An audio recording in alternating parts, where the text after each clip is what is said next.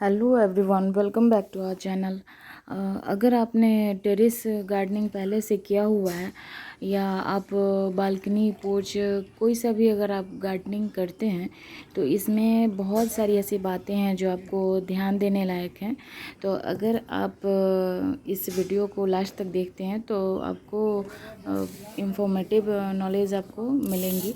तो चलिए शुरू करते हैं। सबसे पहले अगर आपने जितने भी परमानेंट प्लांट लगाए हुए हैं, अगर आपने अभी गार्डनिंग करने का सोच रखा है तो इसके लिए इस टाइम पे बेस्ड है कि इस टाइम पे आप जितने भी परमानेंट प्लांट हैं उन सब को आप नर्सरी से ला सकते हैं।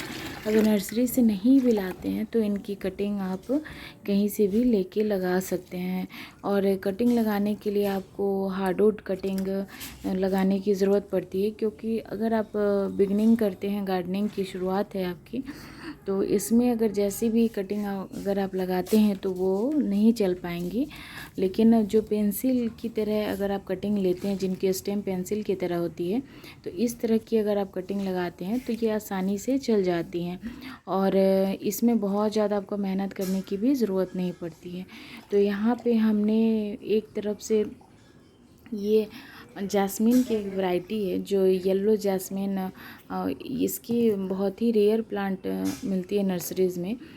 अगर आपकी तरफ ये मिलते हैं तो आप इस टाइम पे इसे लगा सकते हैं, और नहीं भी अगर मिलते हैं तो कहीं से भी आप इनकी कटिंग वगैरह इन्हें आप लगा के अपने गार्डन में ऐड कर सकते हैं।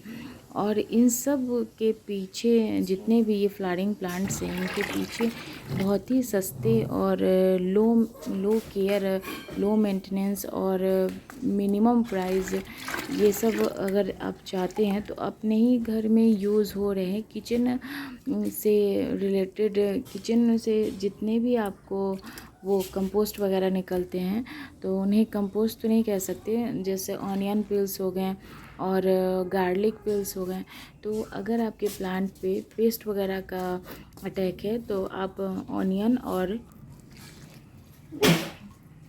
गार्लिक पील्स को आप एक साथ 24 आवर के लिए भीगने के लिए छोड़ दीजिए और इस तरीके से उसे किसी भी छन्नी की हेल्प से छान लीजिए। क्योंकि बहुत सारे ऐसे डेलिकेट प्लांट होते हैं जिनकी अगर इनकी कोई भी लीफ अगर उसके जड़ों तक पहुंचती हैं तो उनके विकास में थोड़ी सी प्रॉब्लम होती है। तो इसके लिए हम क्या करते हैं कि इसे 24 आवर के लिए सोक करके छोड़ दें और इस तरीके छन्नी की हेल्प से आप इन्हें छान के और इनका यूज़ कर सकते हो। और इनका यूज़ करने से पहले आपको डायरेक्टली इन्हें यूज़ नहीं करना है। इसके लिए अगर आपने अगर किसी भी चीज़ से उसे आप अगर मेज़रमेंट आप ले रहे हैं तो अगर एक डब्बे से अगर आपने उस लिक्विड फर्टिलाइज़र को लिया हुआ है तो कम से कम 10 और 12 जितना 90 जितना आपको उसमें वाटर मिलाना है और उसके बाद अब वाटरिंग करनी है आपको। जितने भी प्लांट्स पे आप इस तरीके से वाटरिंग कर सकते हैं। और इसे वाटरिंग करने से पहले एक अहम बात है जो आपको जान लेनी चाहिए, क्योंकि ये ऑनियन और गार्लिक्स वगैरह के पील्स हैं, तो अगर आप जब भी इन्हें अगर मिट्टी में डालते हैं तो इसके लिए आपको मिट्टी को बिल्कुल ही सूखी होनी चाहिए, तब जाके ये अच्छे से वर्क कर पाते हैं। और इनकी यूज़ करने से पहले इन्हें मिट्टी की अच्छे तरीके से गुड़ाई कर लीजिए, हल्के बना लीजिए उसे। उसके बाद इनकी आप रेगुलर यूज़ कर सकते हैं। जैसे मंथ में अगर एक बार आप इस फर्टिलाइज़र का यूज़ करते हैं तो इस तरीके से आपको ब्लूमिंग देखने को मिलेंगी, क्योंकि ये फास्फोरस से युक्त होते हैं और हमें अपने प्लांट के लिए पोटेशियम फास्फोरस की ज़रूरत होती है। नाइट्रोजन की ज़रूरत तब होती है जब हमारे प्लांट्स इनिशियल स्टेज पे हों या फोलिएज वाले प्लांट्स हो, तो उन्हें फोलिएज को डेवलप करने के लिए तब नाइट्रोजन की ज़रूरत पड़ती है। लेकिन जब फोलिएज वगैरह डेवलप हो गए हैं, बहुत सारी लीव्स भी आ गई हैं लेकिन फ्लावरिंग नहीं हो रही है, तो इसके लिए आप होममेड फर्टिलाइज़र इस तरीके से बना के और बहुत सारी ब्लूमिंग आप ले सकते हो, वो भी फ्री में। और ये ऐसे वेस्ट हैं जो आप हम कोई भी ऐसे ही यूं ही फेंक देते हैं, लेकिन इसे फेंकने से पहले इसे इस तरीके से यूज़ कर लीजिए।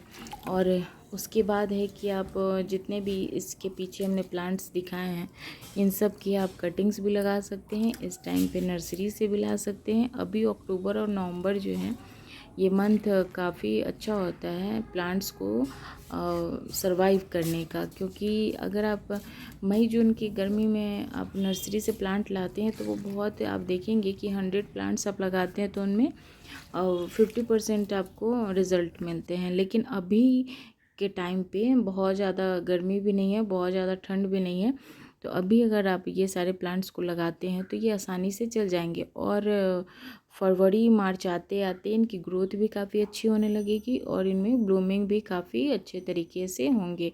तो ये सारे ऐसे प्लांट हैं जो आप बालकनी वगैरह में भी आप यूज़ कर सकते हैं। अगर आपके पास कम जगह है तो यहाँ पे हैंग करके भी आप इन सबको लगा सकते हैं। जैसे 10 इंच के आजकल प्लास्टिक के पॉट होते हैं तो उसमें भी आप इन्हें हैंग करके लगा सकते हैं। और ये सारे जितने भी प्लांट्स हैं ये सारे विंटर में ब्लूमिंग देते हैं। ये कॉस्कॉम के प्लांट हैं, बड़े वाले कॉस्कॉम येलो कलर के आते हैं, तो इन्हें भी आप इस समय ऐड कर सकते हैं। तो ये सारे प्लांट आप एक बार ऐड कर लेते हैं अपने गार्डन में तो आपको सालों भर आपके गार्डन में बने रहेंगे। साथ ही ये बहुत ही आसानी से मल्टीप्लाई होने वाले प्लांट हैं। तो अगर आप एक बार ख़रीद कर लाते हैं तो दोबारा आपको लेने की ज़रूरत नहीं पड़ती है।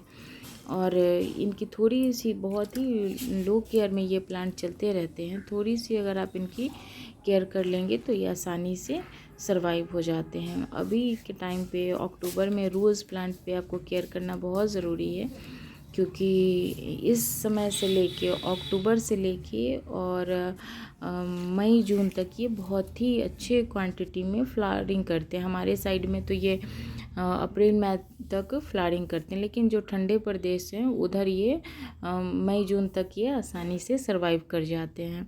और हाइब्रिड वैरायटी की जितनी भी ये प्लांट्स होते हैं उस समय आप इसे कटिंग से आप ऐड करने की ना सोचें, क्योंकि एक बार आप नर्सरी से ज़रूर लेके आइए, क्योंकि हाइब्रिड वैरायटी की जितने भी प्लांट्स हैं वो जल्दी लगते नहीं हैं कटिंग से। तो इसके लिए आपको एक बार नर्सरी से ला के ऐड कीजिए। उसके बाद आप जब धीरे धीरे सीख जाएंगे गार्डनिंग करना तब आप अपने गार्डन में इसे यूज़ कर सकते हैं। अगर हमारी वीडियोस आपको पसंद आती हो तो चैनल